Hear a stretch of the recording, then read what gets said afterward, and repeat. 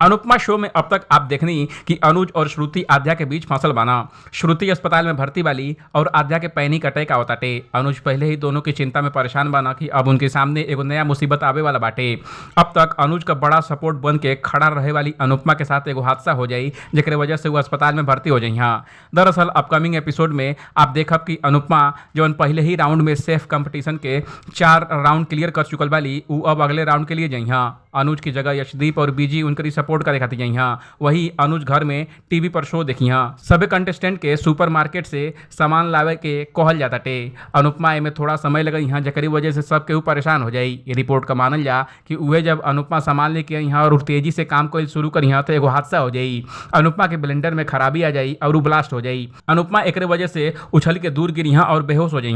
ऐसा कहल जाता कि अनुपमा भी अस्पताल में भर्ती हो जाई। अब अनुज और श्रुति के साथ साथ आद्या के ख्याल रखी। हो सकता कि ऐसे में यशदीप अनुपमा के साथ रहिया। खैर जवन भी होके दर्शक एक खातिर काफी उत्साहित बना कि अगले कहानी में कौन ट्विस्ट आवे वाला बाटे।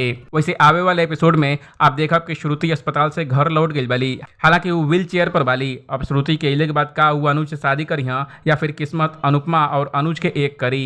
ये स्टोरी पर आपका क्या कहे कमेंट कर हमको जरूर बताई। बाकी अपडेट के लिए देखत रही एबीपी भोजपुरिया।